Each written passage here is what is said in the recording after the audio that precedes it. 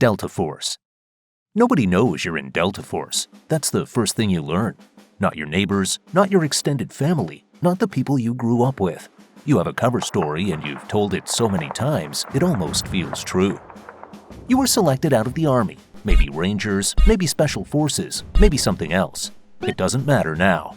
What matters is that you survived a selection process so classified that the Army officially denies the unit exists, while simultaneously cutting them a budget that would make a small country nervous. Your day starts at 0500 hours. You run, not because someone told you to, because stopping means falling behind, and nobody in this building falls behind. The guy next to you on the track has done things that will never be in a newspaper. You have too. Delta specializes in one thing: direct action at the highest level. Hostage rescue, high-value target raids, the kind of missions where failure isn't an option because failure means someone important dies and a senator has to explain it on television. You work in a 4 to 6-man team. No ranks get used in the building. You call everyone by their first name or their call sign. The culture is flat, quiet, and extremely good at violence. Your kit is the best in the world. Weapons that haven't been issued to anyone else yet. Night vision that turns darkness into green daylight. You've trained so long with all of it that gear stops being gear. It's just part of your body. The mission brief comes through. Location classified, target classified, timeline 36 hours. Tonight it's a hostage rescue inside a fortified compound. 2 floors, unknown number of armed men. You breach fast, clear room by room, and reach the target in under 4 minutes. Nobody outside that building will ever know how close it came to going wrong. You don't ask questions you don't need the answers to. You study the target package, run the rehearsal, check your gear. Your team moves through the building like it's routine, because for you, it is. Nobody will ever know what you did. That's the job. 75th Ranger Regiment. You're a Ranger, which means you are the Army's go-to force for one specific thing: large-scale raids at 3 in the morning. You show up fast, hit hard, and leave before the sun comes up.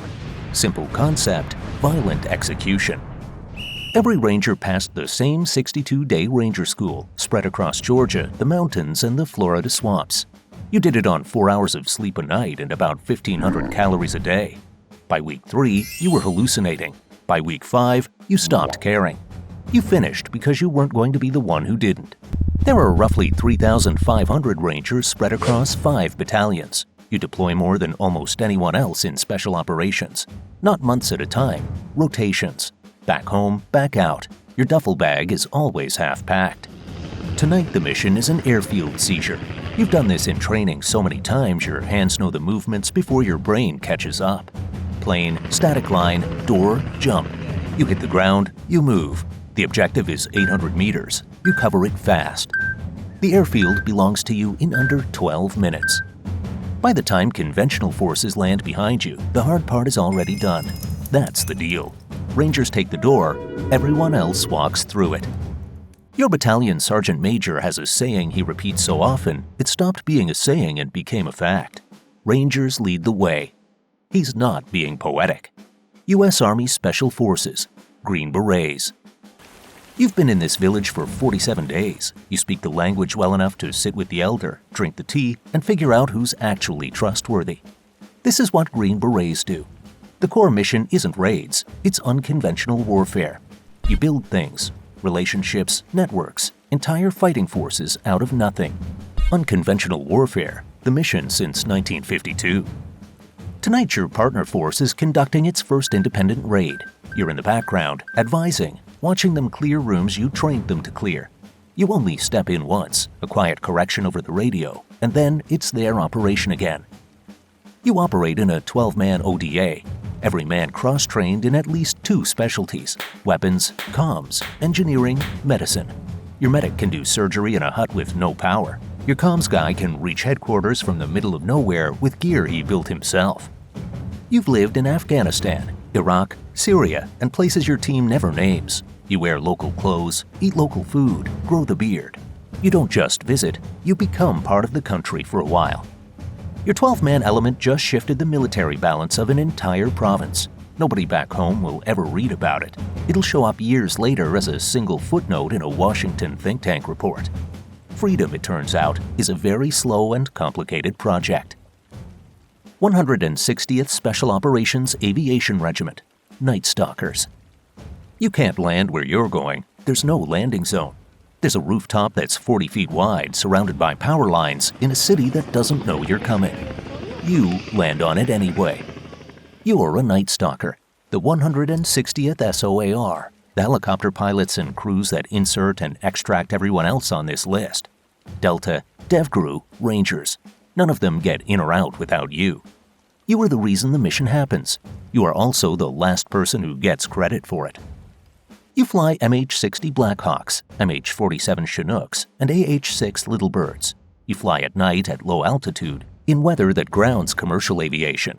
You wear 4-tube night vision goggles that give you depth perception in complete darkness. The margin for error on your approaches is measured in feet. The mission tonight is an infill for a Delta package. You're flying into a valley in total blackout. No lights, no radio chatter. The rotors are baffled. Quieter than a standard Blackhawk, but not quiet enough that you're not nervous. You put them on the X, exactly where they need to be, exactly on time. Then you pull back out into the dark and hold at altitude, waiting, because when they call for extract, you need to already be close. Nightstalkers don't quit. It's the motto. It's also just a description of what happens. Devgru, SEAL Team 6. Devgru is the Naval Special Warfare Development Group, formerly SEAL Team 6, the unit that ran Neptune Spear, the operation that killed Osama bin Laden in May 2011, making them simultaneously the most famous special operations unit on the planet, while still operation in deep shadow. It's a strange combination. You were selected out of the regular SEAL teams after at least 3 years of deployments. The screening is brutal in a specific way, not just physically, but technically. They want to know how you think under pressure, what decisions you make when everything is wrong and time is up. You operate in small assault teams, 8 to 16 operators. You specialize in direct action, hostage rescue, and precision raids. Your kit is a generation ahead of anything in the regular military. Some of the weapons you train with don't have a public designation yet. Tonight's mission is a maritime hostage rescue. You practice this evolution more than you can count. Fast rope from a helicopter onto a moving vessel, clear multiple decks, locate the hostages, neutralize the threat, extract. You've run this scenario 400 times in training. Tonight is the 401st. The difference is that this one is real. You don't think about that. You think about the door in front of you. Then the door opens. U.S. Navy SEAL teams. The water is 58 degrees and it's 3 in the morning. You've been in it for 22 minutes. Your hands are not fully working. That's fine. You don't need your hands for this part. You need your fins. You're a SEAL.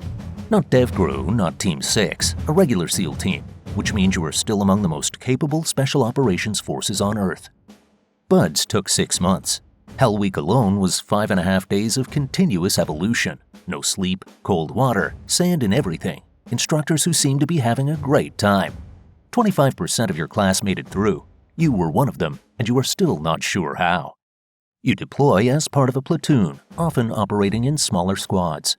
You conduct underwater demolition, reconnaissance on beaches before a marine landing, direct action raids from the sea, from the air, from the surf. The acronym was chosen carefully: Sea, Air, Land. You operate in all three. The target tonight is a coastal facility. You've been underwater for 40 minutes. The rebreather on your back makes no bubbles, nothing that floats to the surface, nothing that gives you away. You surface 10 meters from the dock. You wait, you listen. Then you move. Nobody is going to write a book about tonight, no movie. Just the water, the dark, and the mission. That's enough. 24th Special Tactics Squadron. You jumped out of the aircraft first. That's always how it works. You land in hostile territory before anyone else, in the dark, with a radio and a laser, and the job of turning a patch of dirt into a functional airfield. You're a combat controller with the 24th Special Tactics Squadron, the Air Force's most decorated special operations unit. You are FAA-certified air traffic control. You are also a special operations ground combatant. Both of those things are true at the same time, and yes, it's a strange combination. Your job is to make the air-ground connection work when everything is trying to make it fail. You carry a 90-pound ruck. Inside it, radios, lasers, batteries, and enough medical supplies to keep someone alive until the helicopter you called gets there. Right now, you're embedded with an Army Ranger element. They're taking fire from a tree line 300 meters north. You get on the radio. You're talking to a fast mover at 25,000 feet, giving coordinates, wind, elevation, talking him onto a target you're painting with a laser that's invisible to everyone except his targeting pod. 9 seconds later, the tree line is gone. The Rangers keep moving. Nobody asks how you did it. Nobody needs to. That's why you're here. The 24th has been in Afghanistan, Iraq, Somalia, Syria. Wherever the Air Force needs to reach the ground and the ground needs to reach the sky, the 24th is the connection. They're the quiet link that makes every other unit on this list work better. Marine Raiders, MARSOC. You're a Marine Raider. MARSOC, Marine Corps Forces Special Operations Command, was activated on February 24, 2006. You made it through the assessment and selection course, 3 weeks designed specifically to find out if you'll quit. Most people quit. You didn't, but there were 2 days in week 2 where you understood why they do. You deploy in 14-man teams called Critical Skills Operator Detachments. You specialize in foreign internal defense, special reconnaissance, and direct action. You've been to the Philippines, Somalia, Syria, and Mali. The Marine Corps doesn't confirm most of it. You don't bring it up. Your team has been working with a partner force for 6 months, training them, building them up, teaching them how to fight the problem in their own backyard. Today, they're running the mission. You're in the back advising. You watch through night vision as they execute a coordinated assault on a compound you helped plan. When it's over, they secure their own perimeter. You didn't lead it, that's the point. They execute it almost perfectly. You make a note of the one thing they got wrong. You'll fix it tomorrow. The Raiders trace their name back to World War II, Marines who conducted guerrilla warfare across the Pacific. The modern version has night vision and encrypted comms. The instinct is the same. Get in, break things, leave the place better defended than you found it. Intelligence Support Activity, Task Force Orange. You don't look like a soldier. That's the point. You've been in this city for 6 weeks. You have a cover identity, a local phone, and a rented apartment above a bakery. You know which coffee shop the target uses on Tuesday mornings, which route he drives, which guard changes at which time. You are ISA, the Intelligence Support Activity, also called Task Force Orange. ISA was created in 1981 after Iran, after the military realized it kept launching special operations missions without adequate intelligence and kept paying for it. You work in 2 to 4-man teams, months ahead of the shooters. You map the pattern of life, find every weakness, and hand it off clean. You will never meet the men who use your intel. You will never know exactly what they did with it. Your war doesn't look like war. It looks like one guy drinking coffee across the street, reading a newspaper, watching.